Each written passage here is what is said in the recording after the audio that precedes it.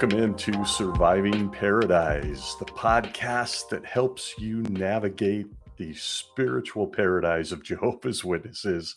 I hope you're all well. I am the host, Stacy Bauman, and this passion project continues. So here we are for another week where I wanted to tackle a subject that has, to be honest, it's been a thread throughout my life and continues to be, despite having left Jehovah's Witnesses 13, almost 14 years ago now. And that is the subject of happiness. Not just happiness in general, but how Jehovah's Witnesses, particularly for my generation, using that word is still cringy, which is a shame because it has nothing to do with reality. Nonetheless, my generation of people that grew up, I was born in the late 60s, grew up in the 70s and into the 80s, 90s as a young adult and an elder into the 2000s where I left. During that entire time, the impact of Jehovah's Witnesses on a person's happiness is massive and not in a good way, at least not in my experience, despite the fact that I probably had a little bit different of an upbringing and was allowed to do things that many other Jehovah's Witness kids just weren't. So I wanted to tackle that this week and talk about this concept that is pounded into Jehovah's Witnesses, which is delaying your personal happiness. And they do it one day at a time. As I like to do, I'm going to start out with a quote because it's important to show that, again, the leaders of Jehovah's Witnesses really believe that they are the mouthpiece of the Almighty God in the heavens, most particularly taking their orders and all information from his son, Jesus Christ, who took the throne in 1914. Yes, if you're just now tuning in, they believe this. And what they have to say about this subject. So I want to start with a quote from the Watchtower of December 15th, 1990, page 26, where it says, quote, "For over a century, delightful, correct words of truth covering every aspect of life have been presented in the Watchtower Society's publications." End quote. There is so much to unpack in that quote.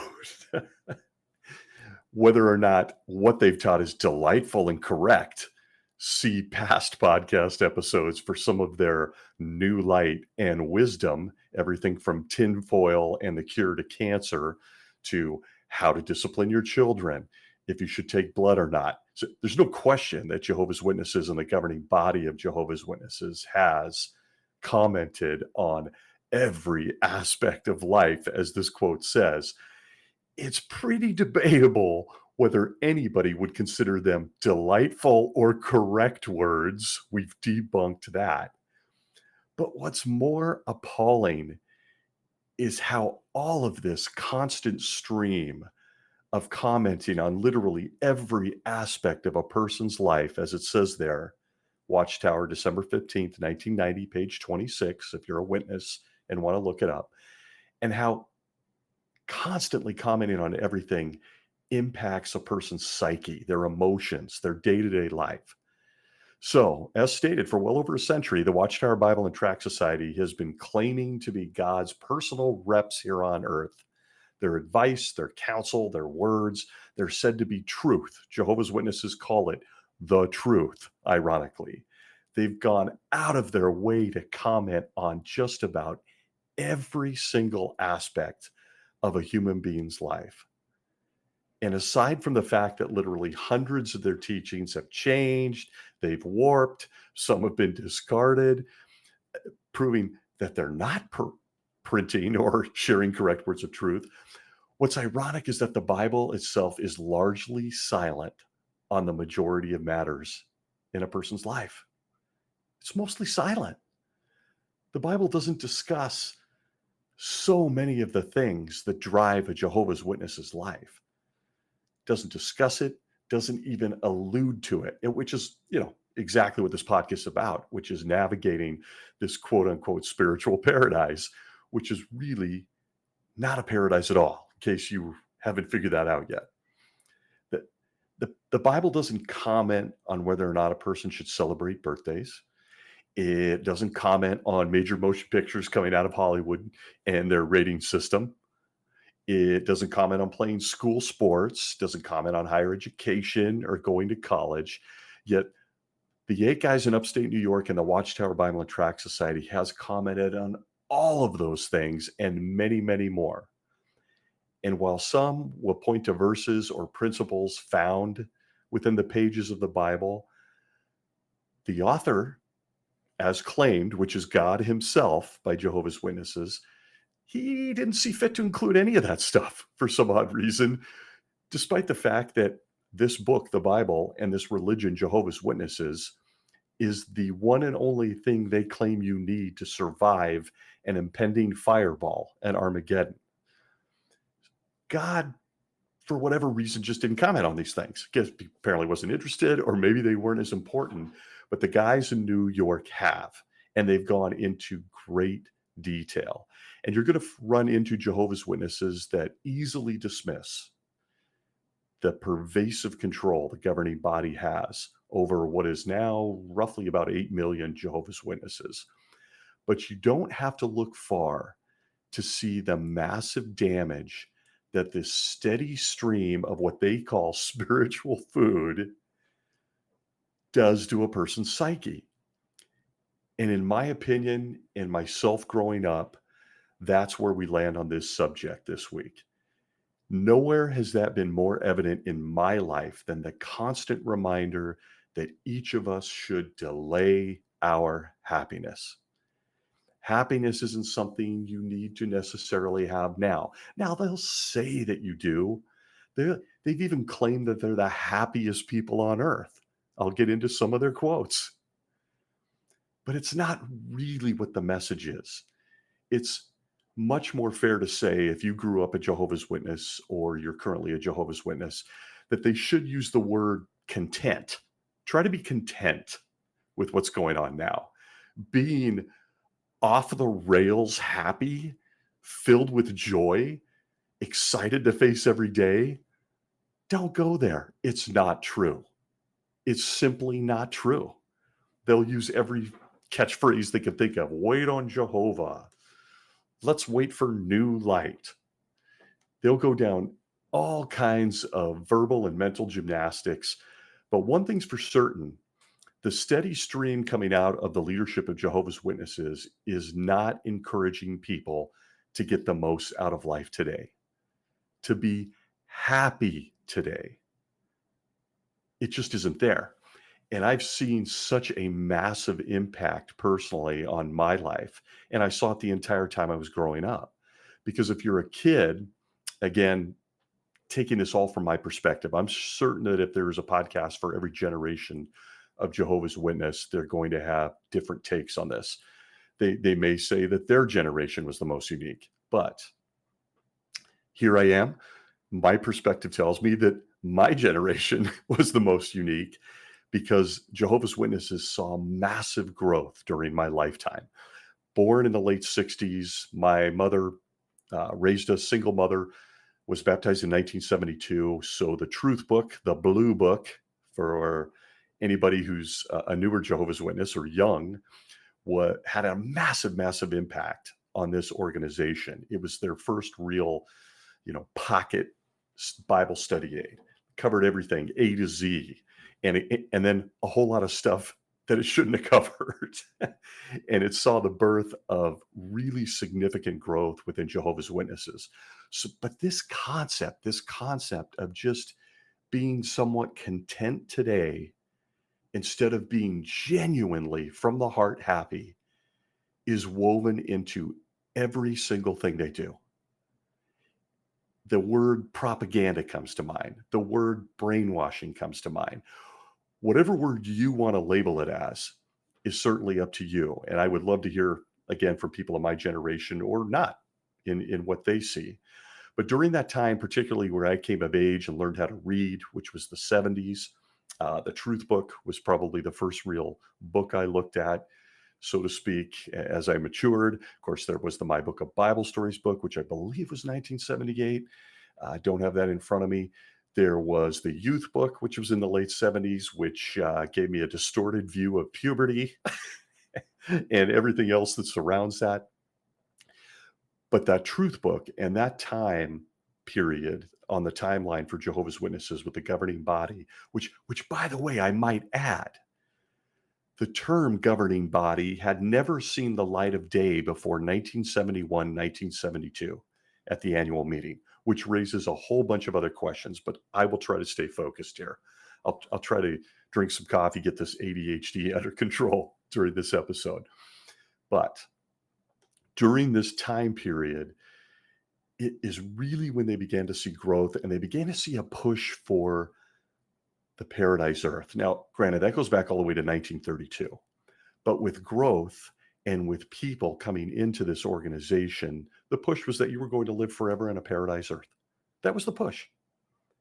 Particularly so, and it needs its own episode or two, the 1975 push. And make no mistake, if you're a younger Jehovah's Witness or someone that's just looking into this, make no mistake, they most certainly did push 1975 as the possible date for the end of the world. They were encouraging people to make decisions that way, which falls squarely into this topic, which is delay your happiness, be content. Happiness is for the future. Now, most people we meet in life and in this world will agree that certain aspects of living as a human being are vital for a person to experience happiness. One of those is having children, having a family, feeling the sense of accomplishment in a career or a hobby or a skill, giving to other people, being charitable. All of those are things that most people would put on a list if they were asked, what are some things that bring you happiness? Imagine that all of those things, and I listed 2 or 3 there, having children, sense of accomplishment, career or hobby, or charity, giving to others. All of those things are not only discouraged, or were not only discouraged, but highly frowned upon by those who were Jehovah's Witnesses. The messaging coming out of that time, out of Brooklyn, New York, or the society, as the phrase was coined during my lifetime as a witness, was that happiness should be delayed. Don't have children. You don't need a career or hobby. Giving to others isn't important. Go knock on doors. That may include everything from food to blood. The message from the society's publications that at that time, 3 meetings a week, the circuit assemblies and district conventions, which I remember going to a district convention in the Los Angeles area. I believe it was Dodger Stadium. That was 8 days long. Does anybody remember that? The heartbeat drama with the big heartbeat on stage, pounding over the sound system. I remember it as a little boy. But all of their publications, the meetings, the conventions have always been very, very consistent in their messaging. And it has a deep-seated impact on the psyche of a Jehovah's Witness. And that message is the end is near. The end is near. Now is the time to preach, not to be happy. Happiness comes later in paradise. At their very best, the governing body worked and continues to work diligently to encourage people to feel happy in doing what they want them to do. Namely the mundane task of preaching their message door to door. And of course, that has evolved and morphed into cart witnessing, videos with Caleb and Sophia, and any number of other ways that the digital media now on the internet, their television studio, all of it is a far cry from what I grew up on, but the message hasn't changed. It hasn't changed. Delay your happiness. Be content. We're going to tell you how happy you are. We're going to remind you how happy you are. Now, I grew up in a world, literally just taking a look at a weekly schedule. I'm hoping there's some listeners that will corroborate this or experience the same thing. But as a kid, meetings were Tuesday night book study, now gone. Thursday night theocratic school and service meeting, now completely different. Theocratic school is gone. Then there was the Sunday meeting, which was the public talk and the Watchtower study. On Saturdays, almost everyone, at least in the United States or in the Western world as a kid, 70s and 80s, went out in field service. We went and knocked on doors, telling people a message that at my age I really didn't understand. And you're hit with that 4 out of 7 days a week. It's only become more aggressive in the messaging. I know I look back at that and I think, God, that was easy, Stacy. That was easy compared to my life as an elder. Let me give you a rundown of my life as an elder. And it shows you how happiness goes out the window and you're just a drone. So at the time I was an elder, I'll start on Saturday. I conducted a Saturday morning book study. Book study ended. I led the group out in field service. Sunday, public talk, and I was the Watchtower study conductor. So if you're keeping track right there, I never went anywhere. I never went anywhere. Harmed my marriage, harmed my friendships. On Saturdays, I was at the book study in service. On Sundays, I was doing a Watchtower study. And if I wasn't doing the Watchtower study, I was a guest speaker in a different Kingdom Hall, another congregation. On Mondays, I would start to put my parts together for the Thursday night meeting. So in many, many weeks, and it cannot be denied, in many weeks, I would have something on the school. So an instruction talk. These are all defunct and gone now. I'm sure there's some old timers laughing at some of this stuff. I would put together that part. And then on Tuesdays, I would put together my service meeting part. On Wednesdays, I'd go over them. On Thursdays, I'd give them both. On Fridays, I studied for the book study and prepared for field service. On Saturdays, I went to the book study and conducted it, went out in field service, then came home, studied the Watchtower. Then I gave the Watchtower on Sunday, and it started all over again on Monday. There was no happiness. It had a massive impact on me. It was just constantly droning for the Watchtower Bible and Tract Society. And I'm nothing special. I'm like anyone who may have served as an elder, a ministerial servant, or a pioneer. That's the schedule you keep. But what is rarely commented on, and which impacts me to this day, is how it just constantly makes you push off happiness, push off joy, whether it's psychological or emotional. You're not doing really anything for yourself. You're doing it for others constantly, which can strip the joy out of that. But it genuinely delays happiness. And this is something that goes back to the beginning with Jehovah's Witnesses when they were just Bible students. And it started with Charles Taze Russell. And it continues right up to the modern day governing body in upstate New York right now. The Watchtower reader, a Jehovah's Witness, is constantly reminded that happiness is not meant to be experienced today, but rather in the future. We're busy today. We're busy saving lives from the impending earthquakes and fireballs that are coming at Armageddon.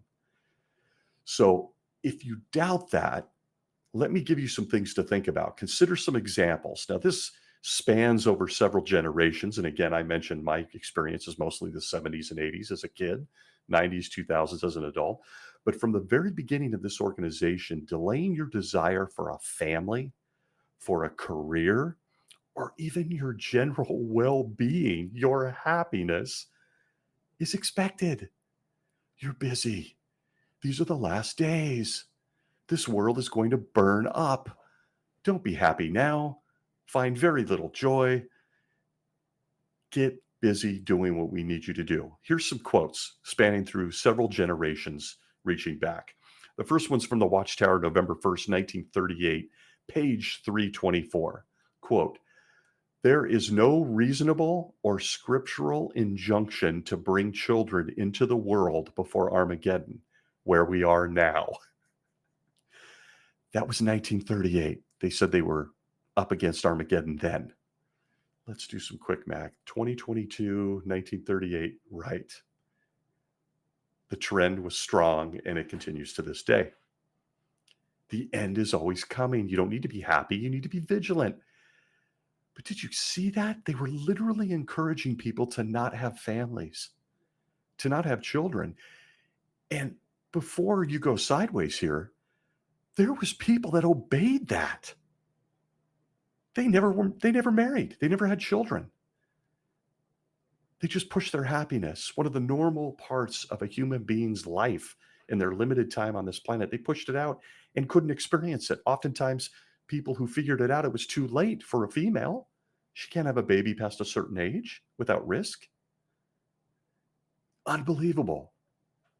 The Awake of November 8th, 1974, page 11, quote, "A great crowd of people are confident that great destruction is imminent, which has been a major factor in their decision not to have children," end quote.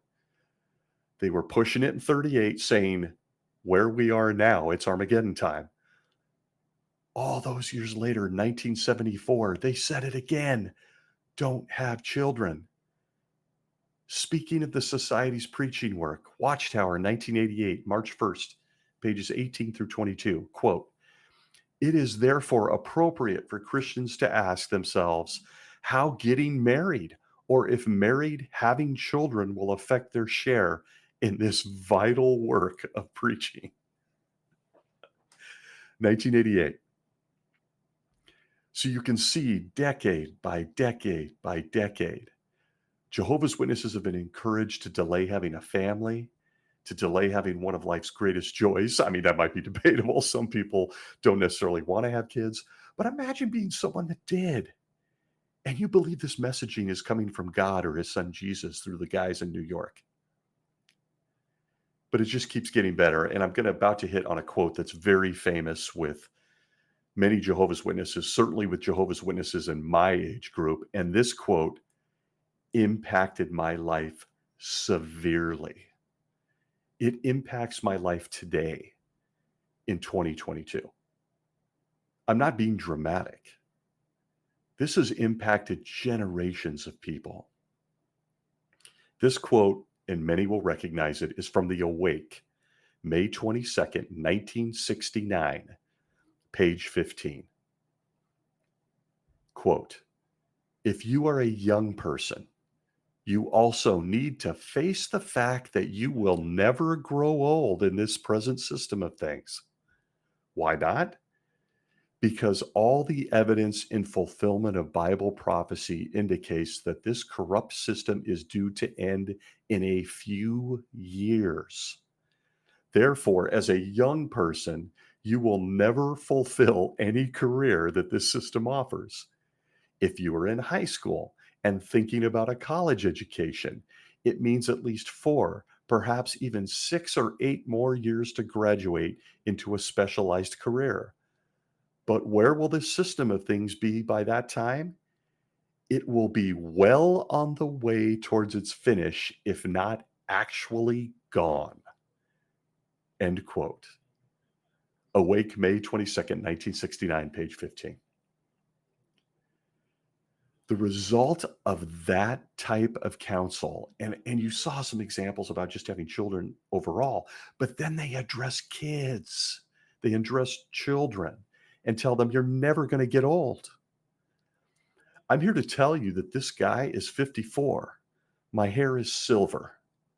My back hurts. My left knee hurts. I did, in fact, graduate high school. I do, in fact, have to work and have a career. And that counsel impacts my life every single day. I have to take responsibility. I believed it. I believed it. Nonetheless, I was a child. Therefore, you can see why this is a dangerous cult, because these things are placed with ribbons and frosting into the minds of children, and it impacts their life for decades. The result of following that counsel has impacted millions of people. My generation, I'm going to get into how it affects me to this day, but just delaying those basic wants, those basic happinesses, has resulted in a complete loss. Many people have given up families, careers. Some got rid of their homes. Many, many people don't have retirements. I am here to confess to you, I struggle with that because of when I exited this religion. Imagine the real pain that exists for a woman that followed that counsel and 44 years later is past middle age and without any children. She can't fix it. She can't go to the department store and buy by kids or a family or all that comes with it. Those that aren't Jehovah's Witnesses wonder how anyone could be duped into exchanging daily happiness for a future maybe. But if you really understand and you live through it, you see that these messages come at a person weekly, multiple times a week. And when you're not there, they're coming at you again and again from the people that you associate with, because you can only associate with Jehovah's Witnesses. It starts young. It starts so young if you're exposed to this as a child. Jehovah's Witness youths are enticed with illustrations of paradise, endless beauty, youthful good looks, a nice pair of khakis, forever young, all while hugging their favorite animal: panda bears, elephants, lions, tigers, bears. But I'm here to tell you that that messaging got into my psyche early in my life. And so even when times were hard, even as I became an adult male, even as I was going through a divorce, even as I became a father, I always pushed off my happiness because it would get there when we got to paradise. It's like the world's worst bumper sticker. Just keep delaying your happiness. So for millions of people, including me, this podcast host, those days in paradise have never come. The colors of those books and all the colors in those illustrations have long, long since faded. And I stare in the mirror now and I've got crow's feet and silver hair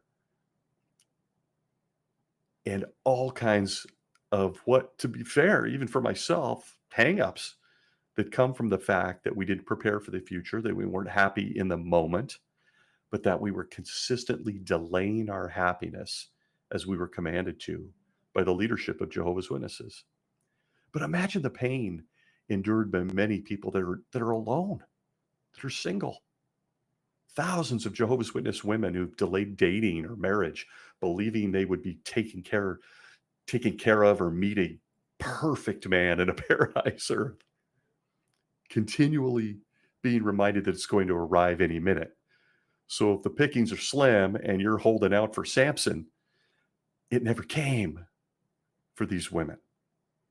They may have missed out on a family. And listen, this isn't something I'm pulling out of my rear end here. I know wonderful people that have lived through this, that are living through this right now. The result of putting off our happiness following the counsel of the Watchtower Bible and Tract Society has been lost income, lost families, unknown experiences.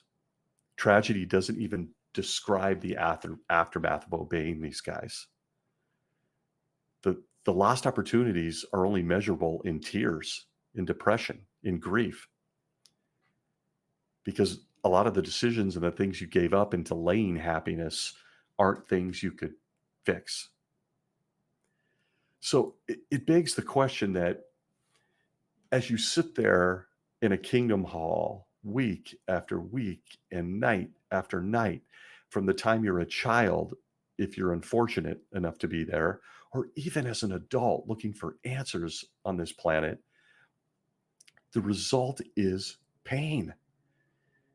It's as fake as it gets. It's the scene in The Wizard of Oz. Do not look behind the curtain. Pay no attention to the man behind the curtain, because it's all a promise of a happiness that's always coming, never arriving. It's unbelievable. So it begs the question for a lot of people, listen, why are they doing this? What is the point in this? Now, look, there's probably many different reasons. And depending on what time period you were part of Jehovah's Witnesses or when you became acquainted with them, there could be different reasons. But I think it's worth taking a look at some of the reasons why the Watchtower and Jehovah's Witnesses, particularly the governing body, what do they have to gain from our loss? If you look back during the 100 years that the Watchtower Bible and Tract Society have been in existence, millions have lost out on things that, as I mentioned, you can't even measure at this point. But these self-proclaimed messengers of God the governing body, have gained. And I mean, they have gained hand over fist, shamelessly so. Since 1881, the society, as I mentioned, as Jehovah's Witnesses call themselves, at least I think that, I don't know, maybe it's changed by now, has been gathering millions of people. And with millions of people comes millions of assets and millions in resources. But it still kind of begs the question, why would a person be so aggressive in encouraging its members to delay things that bring most people happiness on a day-to-day level, at least the basics of human life? I present to you some reasons, or at least some hypotheses, some theories. And the first one starts, and I'm not even going to scrape the surface on this in my comments. It starts with financial gain.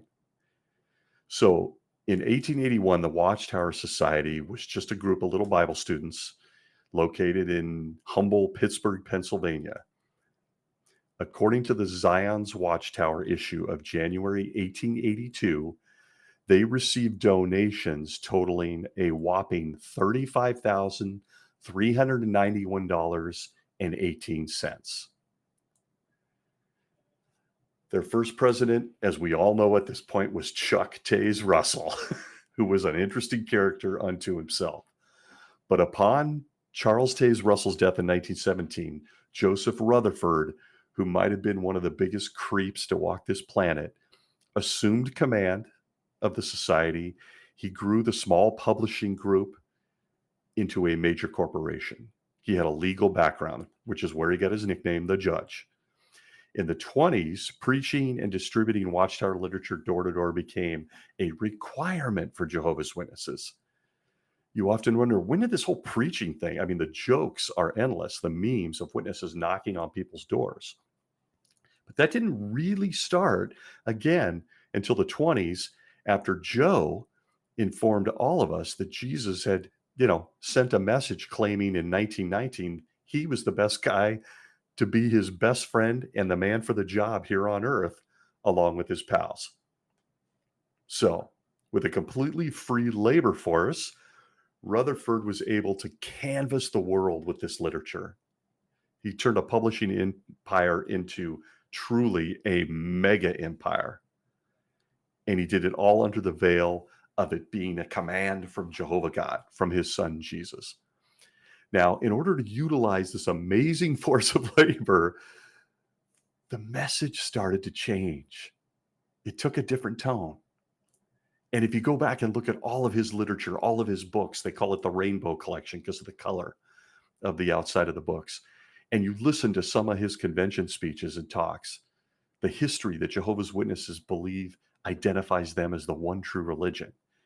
You'll see that this concept of delaying your happiness began right there. Sacrifice everything to preach.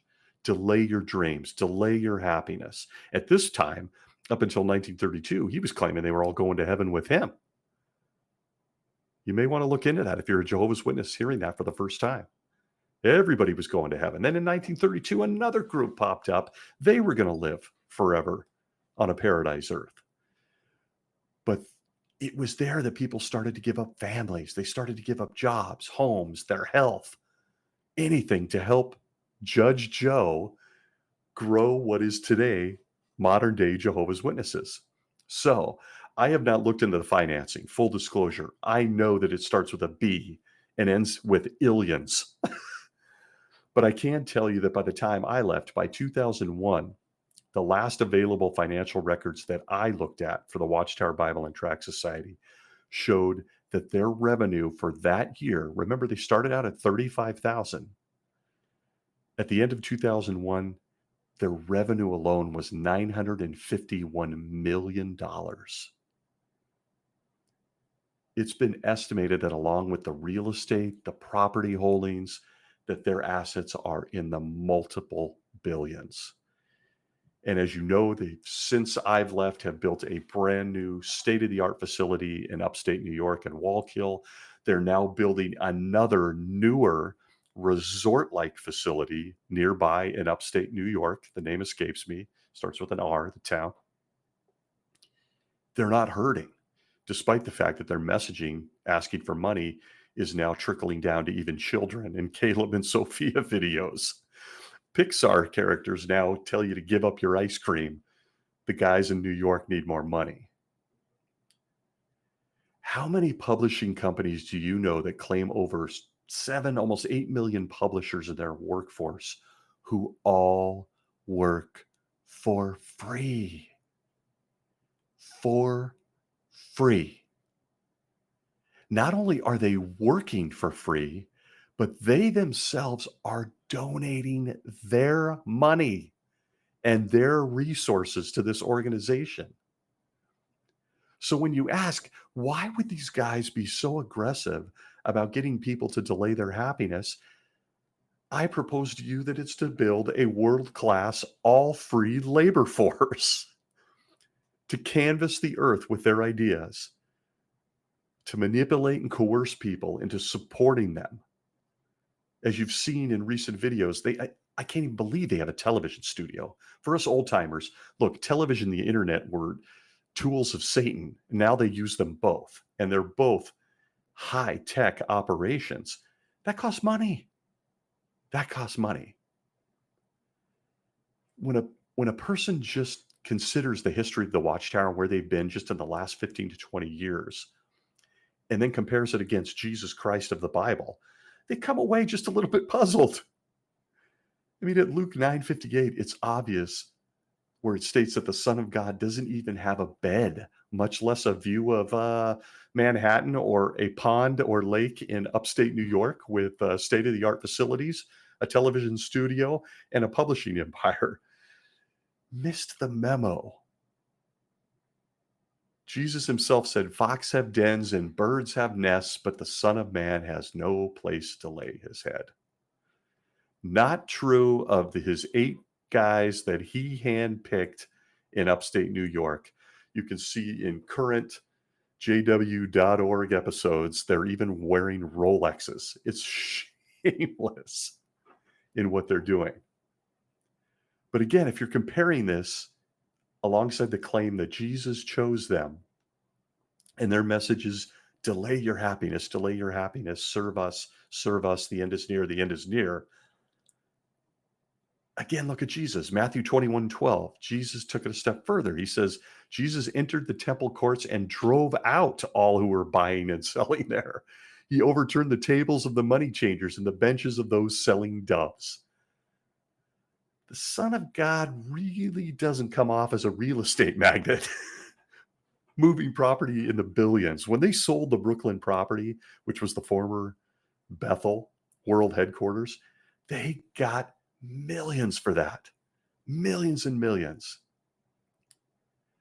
So this message pounded into their heads multiple nights a week, this promise of perfect life in a paradise earth, has enticed nearly 8 million people to work for free in distributing Watchtower literature around the globe. The tragedy is that while some do realize what's happening, many don't until it's too late. In many cases, the things that they've pushed off, those little pieces of happiness that are part of the human experience, they can't go back and get. You can't have children past a certain age. You can't get back retirement funds or the house that you sold necessarily. The messaging of Jehovah's Witnesses is a constant pounding to delay your happiness. But it's not taught anywhere in the Bible. It's taught by 8 guys in upstate New York. And I'll tell you, for me personally, I continue to buy into that messaging as a publisher, as a ministerial servant, as an elder, as a husband, as a father.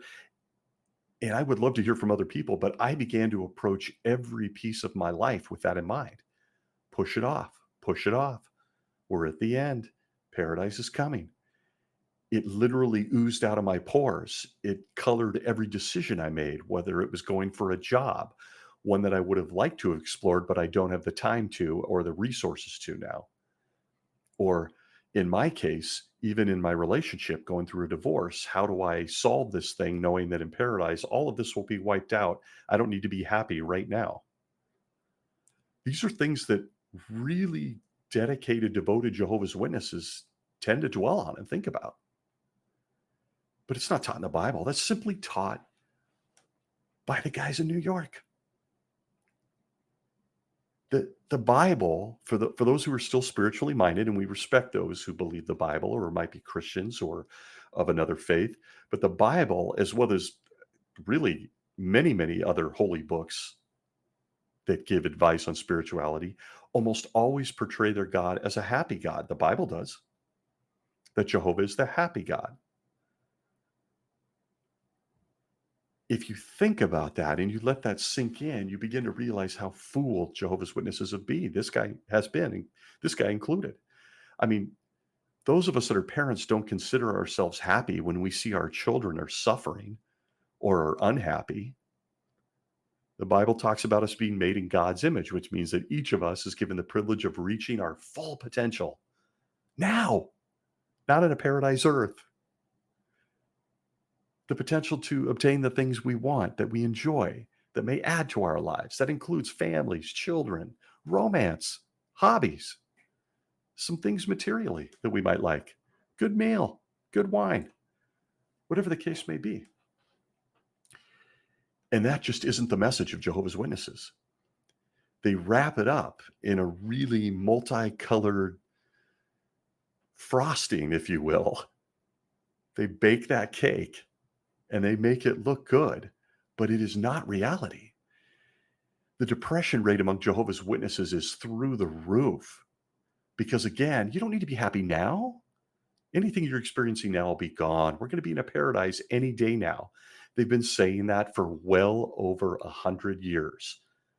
In the beginning, everyone goes to heaven. Then in early 30s, oops, we're going to have a whole group that live here in a paradise earth. Never mind that Jesus never taught that. Jesus never talks about a paradise earth with animals, pressed slacks, herbivores, marriage mates who can't get married again.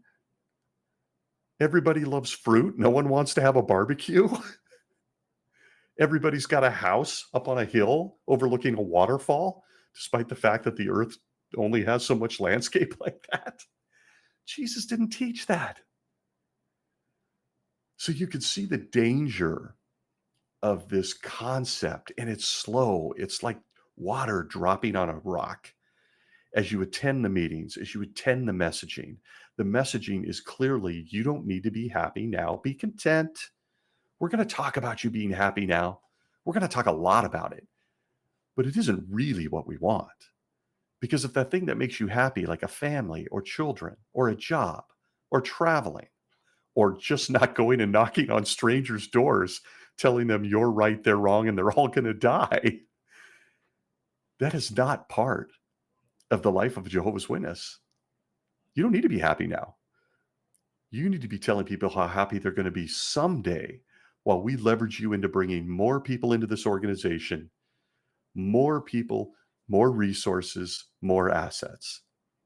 And it's just amazing because they go out of their way in their literature to literally say that they're the happiest people on earth, which are a complete logical fallacy. It's just a sweeping generalization. It's outlandish. How do you measure that? Is there some sort of meter that they put on your finger, grab your pulse and go, happy guy, happy woman, not happy? It's literally completely absurd. But they go out of their way to say it. The Kingdom Ministry of February 2002, page 1, paragraph 1, under the heading, The Happiest People on Earth. Quote, happy is the people whose God is Jehovah. Those words describe Jehovah's Witnesses as the happiest people on earth. Watchtower of 1960, you can see where the slow drip is. 2002, now go backwards to that generation, 1960. February 1st Watchtower, page 74, paragraph 17. Now Jehovah's Witnesses are blessed above all others because they are the happiest, most peaceful, and contented people on earth. Watchtower, 1988. I'm skipping all these generations where I'm 3 different decades now. Watchtower, 1988, March 1st, page 17. Watchtower, quote, indeed, in every country, Jehovah's people are the best and the happiest. Listen, as grown adults, how do you measure if someone's the best, much less the happiest? I can assure you, as someone who served as a congregation elder, these quotes couldn't be further from the truth. That's not to say there's not people who might be generally happy, content, but the vast majority are not. They're struggling. For the older folks now in 2022 who listened to these messages in 1969 and the 70s and 80s like I did, I never had the career I should have. Yeah, sure. You're saying, go get it now, Stacey. You're in your mid-50s. Okay, that's fair. But will we ever really be able to reach our potential since we bought in and obeyed this mindless drivel from these guys in New York? We won't, because you can't get back time. And there's some things you simply can't get back. So it's one of those subjects that I have found has almost chased me through life. And I even catch myself, even in recent times, realizing that messaging that I took to heart, that I took to mind and soul and obeyed for many years had a deep impact on me. It still does. It still does. It certainly creates, in the very least, a sense of insecurity in some areas. And for many people, it robs them of things they can never, ever replace.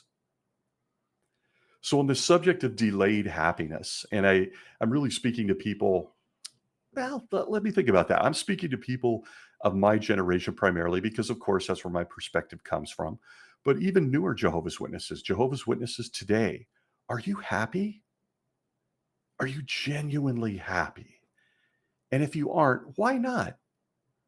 Why are you waiting to be happy? What is it that you think is coming in the not so distant future, any second now of any second of any second, according to Stephen Lett, the governing body, that's going to suddenly whisk you away to a world of happiness instead of cultivating happiness every minute of every day? I'd love to hear from some of the listeners and folks how this teaching, this slow drip, penetrating line of thinking and messaging has impacted you in your life. I'm hoping to expound a little bit more on this podcast on just life experience, fun and funny stories, and intertwine and interweave those into some of these episodes. But this subject of delayed happiness was weighing on my mind over this last week. I still talk to people who are still associated with Jehovah's Witnesses. In fact, people that I love immensely in my family. That this subject of delayed happiness, of always looking forward instead of in the moment, has literally poisoned them and made it very, very difficult to be able to find happiness in even the smallest of things now. And certainly has brought with it a world of regret for things that they can't replace or go back and do over. So what say you?